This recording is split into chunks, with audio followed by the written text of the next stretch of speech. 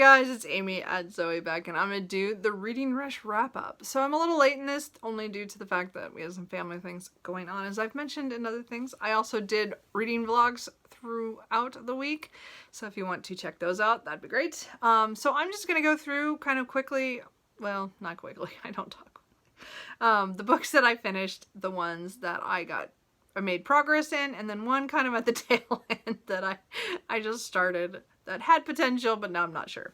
Anyway, so the first book that I completed was Pride and Prometheus by John Kessel. This is a mashup between Pride and Prejudice and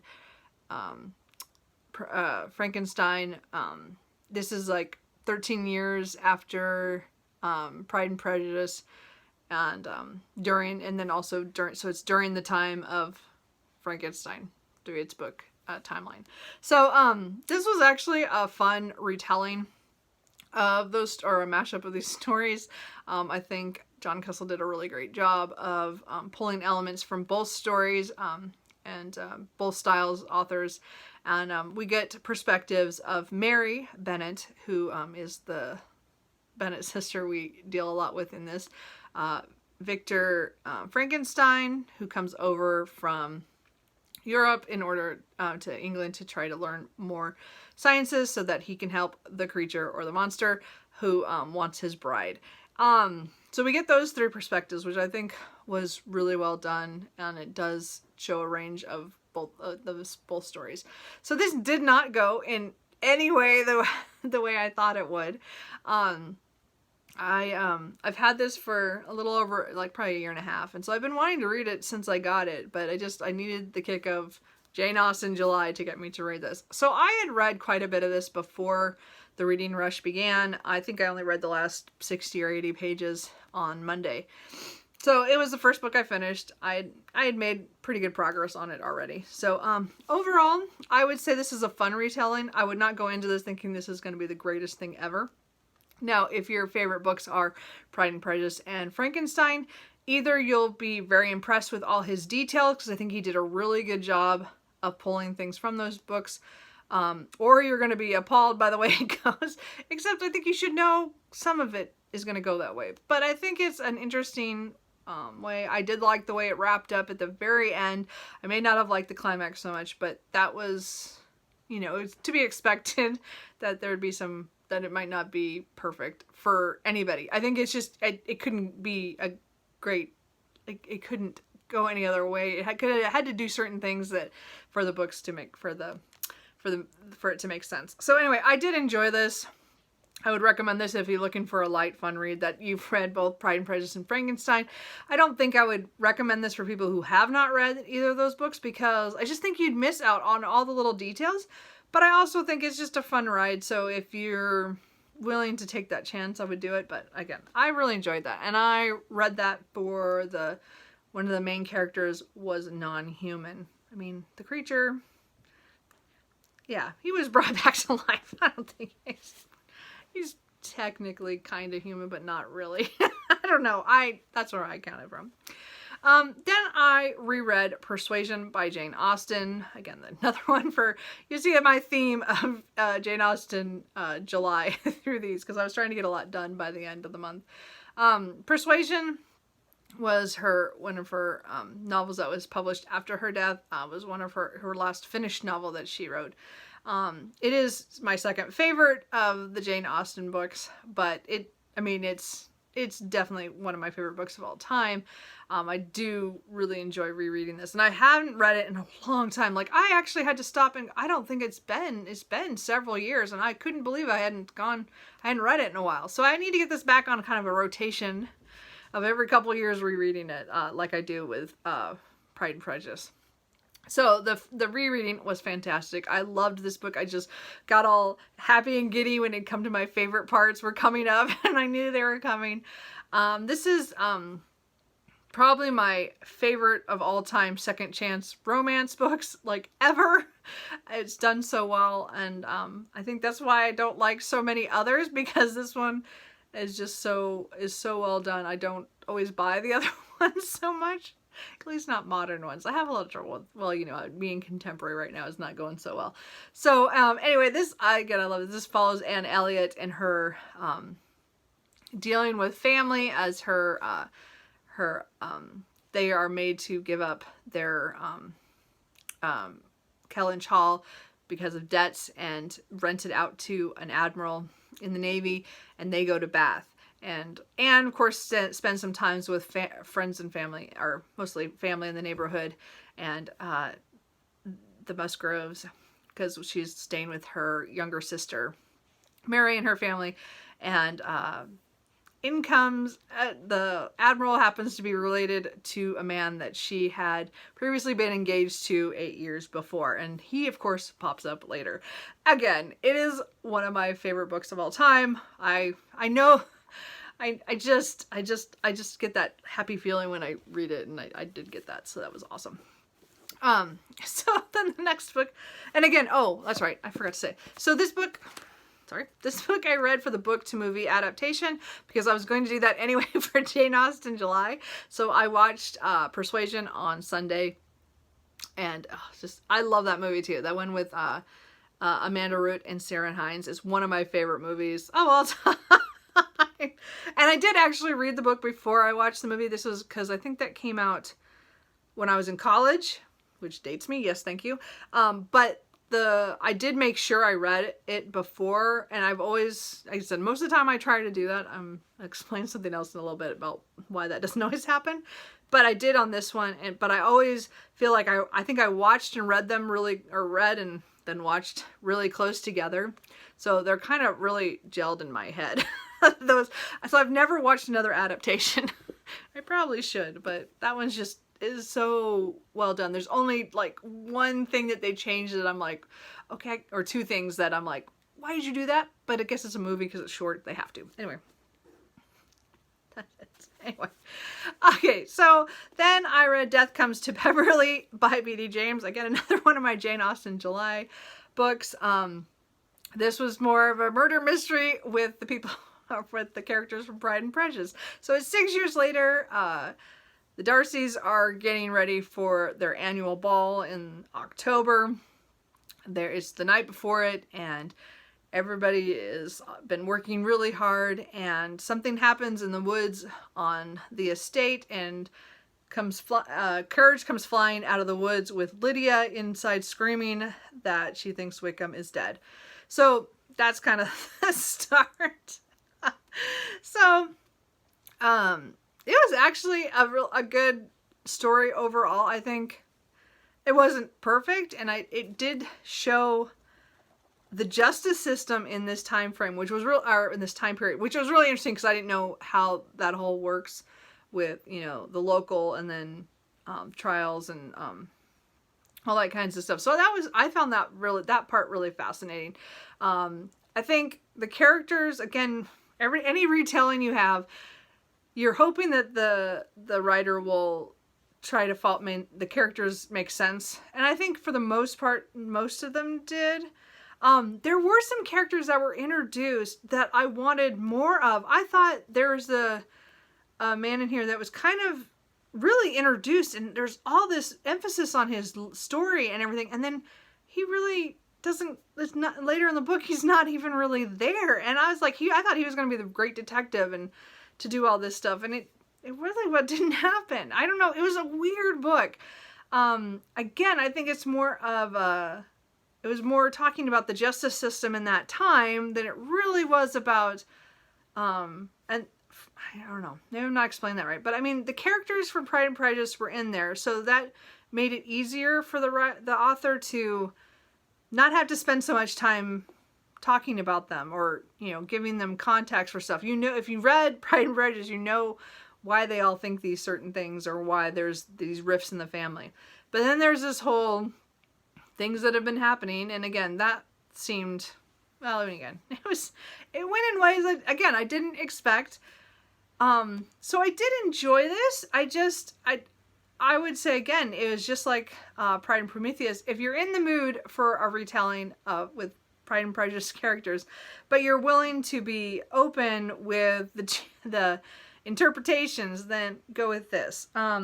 I am finding, and I knew this, I am not huge on retellings of my favorite books. Like, retellings of fairy tales and folklore and that kind of thing, yeah, I can get away with that because, you know, we only have oral histories or parts of them that were written down centuries later or years later, and so there's going to be places to maneuver, but I always have trouble with things based off of books that I love. And I enjoyed this and I'm glad I read it. I am getting the DVDs from the library today to watch the miniseries that they did on this. So I'm hoping I'll like that.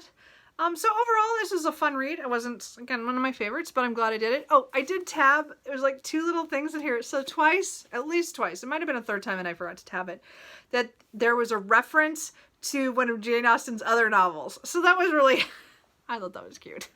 Since I've read them all, I kind of caught them. So that was fun. Okay. Sorry, I'm talking way too much. Okay, so let's talk about the books that I read a little bit of. So I did not complete these.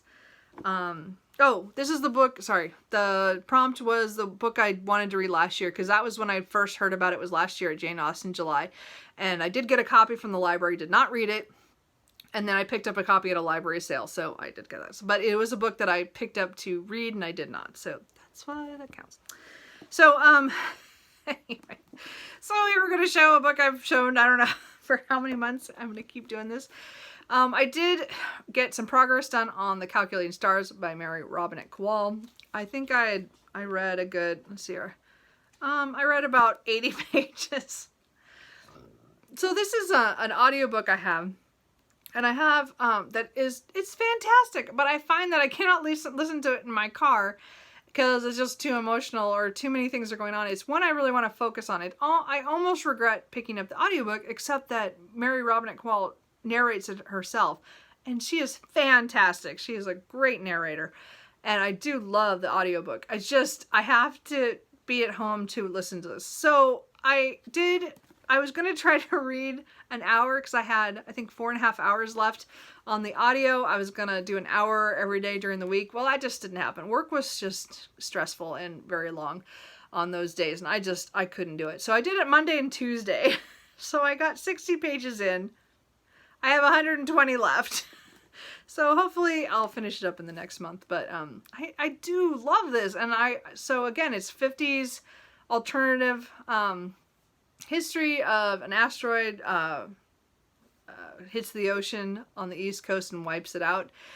So then everybody's rebuilding the government, and then they're in Alma and her husband are in the space program, and they are trying to get everybody off the planet. That's the goal because the Earth is not going to survive this event, and it's still early years, but it's going to get worse and worse, and humans will not be able to live there. So they're working on that. So I do love this, and then again, it's great perspectives. It has so many things going for it. I just need to sit down and listen to it, because I have the second book. I just haven't decided when I get to that if I'm going to listen to it or read it. I don't know, we'll see. As I said, I do want to finish that. Anyway, but I did make progress, and that one I was supposed to be for being in the same spot. I listened to that on my couch, and my goal was to listen to it an hour every day, but I still have 3.5 hours left to read on that, so. Oh, I think I started out actually at 5.5. Sorry, it was like 5.5, and then I gained it to 3.5. So, yeah. So, anyway, working on it. Another book, that audiobook I had going is I had The Witchwood Crown by Tad Williams in my car. This is the first book in the Austenard series, Last King of Austenard. And I was rereading this so I could read Empire Grass in September. So I'm really enjoying this. I'm about made 162 pages in. So I did pretty good. I got pretty far, but again, it's 700 pages. And by the weekend, when family things started to take over, I did not listen to anything in my car, and I have not picked it up since. So I'm hoping that my brain will settle enough that I can start I might pick this up physically next or listen to it. I'm not sure yet. I keep listening to it in the car. I'm not positive. But this was my one with purple on it. So I did not expect to finish this. This was never going to be a check mark that I did it. But I made progress in a book that had purple on the cover. Anyway. that's how that worked. And then a book that I was almost done with. I almost made it on Sunday, but due to family things, I had to set it down and I couldn't read it anymore. But I did finish it up before the end of the month. And that is Jane Austen's the last fiction work that I had not read, which is Lady Susan, the Watsons and Sanditon. I can still not say that, even though I watched the little trailer yesterday. Anyway, I did not read the last one. So I read Lady Susan and the Watsons within this. What did I do this one for? What else is left? I did this for one of the prompts. I don't remember. Okay, well, you know, whatever prompt was missing. Is that right? I don't know. I can't remember why I read this book. Doesn't matter. I did it for Jane Austen in July anyway. I don't know why. I don't remember. Anyway, so I read Lady Susan for the first time, and this is a novella written I can never say that. The one with all the letters. And it was fun. I was not expecting how it would go in the lightness, but also satirical of, you know, people's expectations of others. And it was actually really, it's definitely one I want to reread again to kind of get more of it. It was just a fun read. It wasn't, it was very easy to, you know, read. It was one of her early, she wrote it early. I don't know if they know exactly the dates on it, but it was definitely before the last 3 novels. So I don't know, but it was definitely in a more early period, but it was fun. I mean, I see now why people like that one, and I definitely have to, I said, I want to read it again. And I can't remember, is this the one that there's a movie on? Like, is it Lady Susan? Or is this the one that they call Love and Friendship, but it's supposed to be Lady Susan? I can't remember. I have to research that a little bit more. As I said, I really did like Lady Susan, and there was a lot of stuff in there I was not expecting about marriage and family relations and stuff that I didn't expect. So it was fun. And then The Watsons was an unfinished novel that she started when she was living in Bath with her family. So 1804, I believe. I think so. And it was an interesting story. This is definitely one I would have wanted to know. I mean, we do hear from her sister, Cassandra, how it actually probably was going to go. I wanted to read that story. I was really into that. I mean, it was different from some of her other stuff as well, you know, so I really enjoyed that. So that was really good. It's just really sad because it's like an unfinished, you'll never know really what she would have done and what steps she would have taken to make things happen that she had planned. That one I liked. I really thought about things that could have happened, and because we do have kind of a guess on where she was going with that. So that was really interesting. And then Sanditon, as I said, I just barely started it, and then I just didn't finish that. So that again is another unfinished. That was the one she was actually writing as she passed away, or earlier that year she had started. And that one was very different from her other styles of everything else. It was closer to kind of not really the tone of Lady Susan, but of some of her earlier stuff. So it was very like her juvenilia kind of satirical stuff. And it was, I really wish we knew what happened in that one. So, but anyway, and I don't have any idea how they're making a film or miniseries on it, because there's not enough there to know. I don't know what's going to happen. Anyway, but I'll talk more about that one later when anyway. So, yeah, so those are all the ones that I wish I could remember what prompt that last one was for. I don't remember anymore. I did just pick up Austenland by Shannon Hale I read like 10 pages on Sunday night. I think I was just looking for, my brain was, I didn't have the brain power to read Sanditon, so I think I picked that up just a little bit. But this one is contemporary, more, woman goes to a resort that is all like Jane Austen land, like they are all like Austen land, I guess, is like they all do the period dressing up and talking with other people and stuff. And I'll talk more about this tomorrow because I'd read more, but at the time I'd only read 10 pages. So my total page count for the reading rush was 897. So It was pretty good for a week. I mean, that's pretty good for me. It would have been nice if I had made, you know, a couple more pages and hit 900, but so I completed 3 of the challenges, but I didn't, what? I cannot remember what I read the other Jane Austen for. Anyway, so that is it. This is kind of long, so sorry about that. So that's all the stuff I read during the reading rush. Again, I took part in book 2-a-thon the last 2 years, so this was, I kind of knew I was going to do it, but I was putting it off until the last minute, and then of course I just decided to do it because it was fun, and I did enjoy vlogging that, so that was all good. So anyway, that's it. I will again put up another update tomorrow for the stuff I've read this week. But that's it. So how did your guys' reading rush go? As I said, I'm glad with what I got done. I did really do a lot of Jane Austen July, so that was kind of fun still. So anyway, so what did you guys do anything? I don't know what I'm trying to say. Let me just wrap this up. I gotta go. Anyway, I will talk to you guys later. Bye.